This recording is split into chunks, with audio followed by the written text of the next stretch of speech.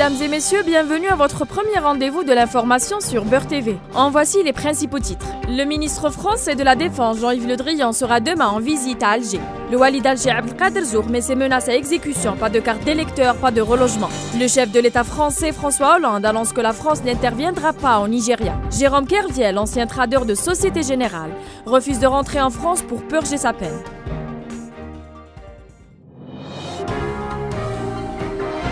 Les chemins du chef de la diplomatie algérienne et celui du ministre français de la Défense ne se sont pas croisés au cours de leur périple. Au Sahel pour le premier, en Afrique de l'Ouest pour le second, pour prendre fin en Mauritanie, deux destinations pour les deux ministres qui en ont fait une escale privilégiée sans se rencontrer. L'arrivée de Jean-Yves Le Drian, ministre de la Défense, qui intervient après le sommet africain tenu hier à Paris, est prévue pour demain 19 mai. Elle précédera celle du ministre des Affaires étrangères, Laurent Fabius, qui doit séjourner les 8 et 9 juin dans la capitale algérienne. Des visites qui interviennent alors que la France a toujours les deux pieds au Mali, tandis que la région du Sahel constitue la rampe de lancement des groupes terroristes armés et de ceux de la branche maghrébine d'Al-Qaïda. Une zone d'où sont planifiées leurs actions les plus spectaculaires, qui s'est étendue à la Libye, dont le processus de déstabilisation en marche crée une menace directe pour l'Algérie et les pays qui ont des frontières en partage avec l'ex-Djemahiriya. D'où la fermeture à titre préventif de l'ambassade et du consulat d'Algérie à Tripoli. Le ministre français de la Défense aura des entretiens avec le Premier ministre Abdelmalek Sellel, le vice-ministre de la Défense nationale et chef d'état-major de l'armée, le général Ahmed Gaïd Salah. Il pourrait rencontrer le président Abdelaziz Bouteflika. Cette visite interviendra alors que les troupes françaises, renforcées à 3000 soldats, sont toujours engagées dans la guerre contre le terrorisme au Mali, et au moment où l'armée algérienne renforce sa présence dans l'extrême sud du pays. Le fait d'inclure une copie légalisée de la carte d'électeur dans les dossiers d'inscription et de recours des personnes concernées par le relogement suscite beaucoup de controverses parmi la population. أنا راك مواطن وإذا كان لا تنتخب معناها راك مهمل. هذا إرهاب إداري وهذه راهي معروفة في الآونة الأخيرة هذه في الوقت الحالي في الجزائر. 94 حنا نفوطيو فوطيو ومع الآخر يحطوك مع داركم. أشاك فوا استناو أطونت. أنا كارطة تاع الفوط عندي كلش ومع الآخر تلقاي ناس داو. مواطن نورمالمون يمدوا له بالصون كارت دو فوط يعطيو كيما واحد اللي ما عندوش كارطة. Certains ont exprimé leur satisfaction vis-à-vis cette mesure qui permet aux commissions wilayales de s'assurer de l'identité des prétendants et la durée de leur séjour à Alger. بطاقة الناخب تبين وين يسكن البنادم، و ميم طون تبين وين يسكن، و ميم طون يعطوا له لوندروا اللي يكون يحبها هو. ونورمالمون حاجة مليحة هذه ماشي باش الناس تبين كاع كل واحد يدي حقه. ما تديش سكنها وهي ما كاش منها، تسمى راكي تعرفي كل واحد كيف راه يهضر. D'autres sont contre cette décision et pensent que le vote n'a rien à voir avec le logement. مش داخله بالقانون. تما سيتا شونطاج للمواطن. الكارطه تاع الفوت ما عندها حتى علاقه مع السكنه. كيف يقول تما اللي ما يفوتيش ما يمدولوش دار ولا سي شغل سي موين بريسيون باش يوبليجيو الناس باش يفوتيو. La carte électorale n'est pas nécessaire pour le logement. ولا ما فوتاش ما يعطيولوش السكنه علاه. ماشي اوبليجي.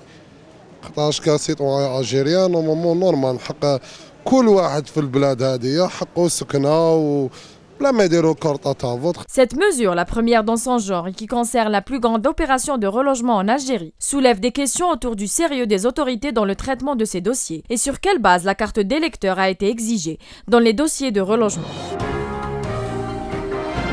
Les affrontements ont repris ces derniers jours à Gherdaïa, alors que la population avait connu un bref calme qui n'aurait duré qu'une quarantaine de jours. Des mobiliers urbains ainsi que des biens privés ont été saccagés, notamment les devantures des hôtels situés dans le quartier de Tniyet el-Marzen, ainsi que des échauffourées qui ont éclaté entre des groupes de jeunes et les forces de l'ordre. Dans la rue principale de ce quartier populaire où des centaines de jeunes ont érigé des barricades à l'aide de pneus en feu et jeté des pierres sur les forces de l'ordre, ces derniers ayant fait usage de gaz lacrymogène pour disperser des foules prêtes à causer des dégâts hors salle de Malika, habité essentiellement par des Mozabites, faisant plusieurs blessés, parmi eux une quinzaine de policiers, dont 2 officiers. Un collectif a organisé hier un rassemblement pacifique devant la grande poste à Alger Centre pour dénoncer la situation sécuritaire chaotique qui règne à Gherdaïa. Un énième appel de détresse vient d'être lancé par la société civile mozabite pour mettre fin définitivement et radicalement à la fitna et la violence qui rythment le quotidien des citoyens de Ghardaïa. Après avoir demandé l'intervention de l'armée cette fois, la population demande une implication plus active de l'État pour sa protection. Ils interpellent notamment le Premier ministre Abdelmalek Sellel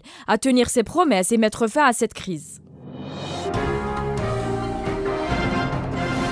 La révolution du 1er novembre a été bien accueillie par toute la population, mais son écho a été plus grand chez les étudiants qui ont bien compris qu'il fallait reprendre par la force ce qui a été pris par la force. L'Algérie célébrera demain la grève générale du 19 mai 1956, déclenchée par l'Union générale des étudiants musulmans algériens, qui constitue une preuve de l'engagement massif des étudiants algériens pour la cause nationale indépendantiste. Beaucoup d'entre eux ont rejoint le Front de Libération Nationale et son bras armé, l'Armée de Libération Nationale. La puissance coloniale qui tablait sur la compréhension des universitaires algériens en vue d'une éventuelle coopération a été vite déçue. C'était en effet un pari insensé dans la mesure où les étudiants étaient pour la plupart acquis, depuis au moins les événements de mai 1945, au combat nationaliste. Les étudiants algériens ont été à la hauteur des attentes placées en eux. Toutefois, l'indépendance apparaissait inéluctable. Les responsables du FLN ont envoyé nombre d'entre eux vers des facultés européennes et maghrébines pour former les cadres susceptibles d'assumer des responsabilités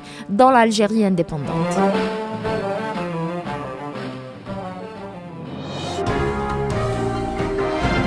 Lors d'un entretien exclusif accordé à France 24 et TV5 Monde, le président français a assuré que la France n'interviendrait pas au Nigeria. Selon ses renseignements, les lycéennes enlevées se trouveraient toujours dans le pays. Revenant sur le plan d'action global décidé par les 5 pays africains participants, le chef de l'État français a assuré que le rôle de la France se limiterait au renseignement, à l'information et à la coordination dans la lutte contre le groupe islamiste Boko Haram. François Hollande a également réaffirmé sa détermination à retrouver les lycéennes enlevées mi-avril par Boko Haram, qui affirme vouloir les réduire à l'esclavage. La France, affirme-t-il, a rapidement mobilisé ses services de renseignement pour les retrouver. Pour l'heure, poursuit-il, les informations dont les autorités françaises et nigériennes disposent sont contradictoires. Nous pensons qu'elles sont restées au Nigeria, mais nous n'avons pas la preuve formelle. Si nous en avions la preuve, nous aurions déjà pu intervenir.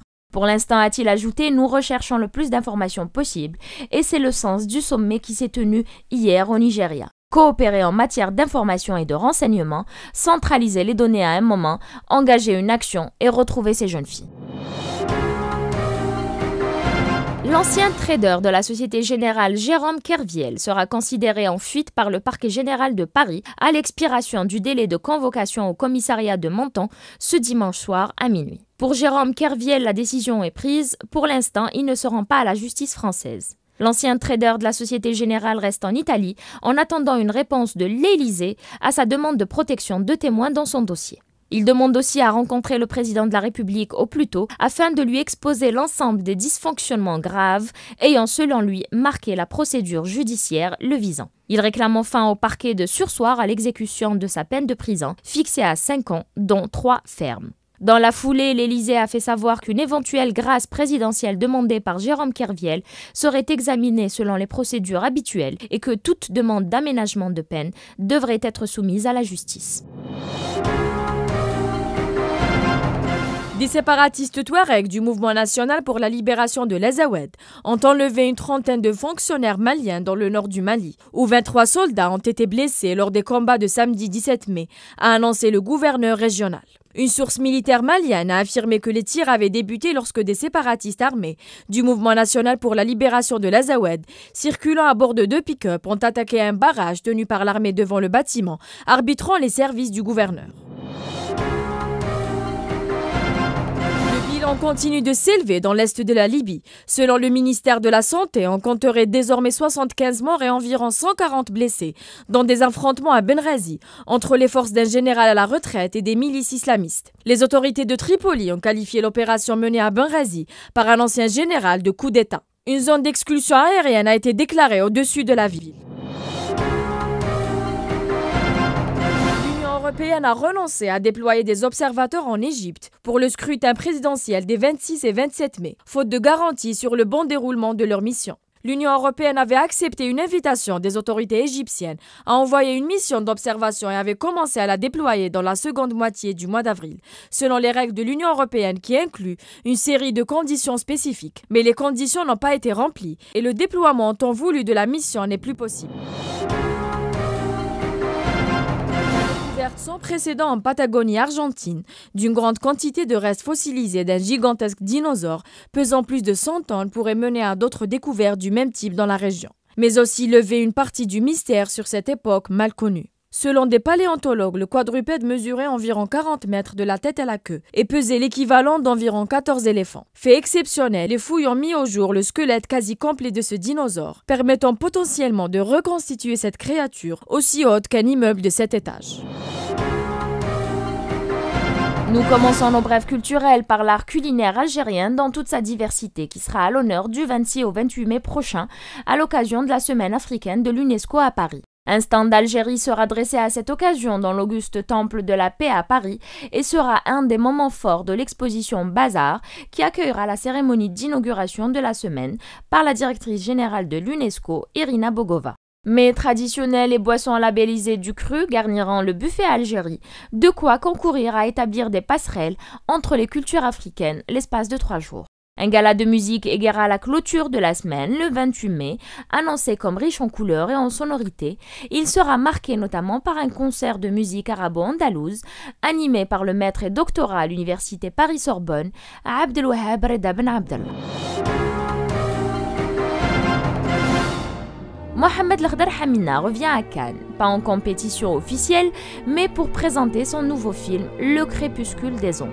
Celui qui a donné la première palme d'or au cinéma africain et arabe en 1975, avec Chronique des années de braise, marque également un retour au 7e art après une longue absence. Son dernier film, La Dernière Image, remonte en 1986.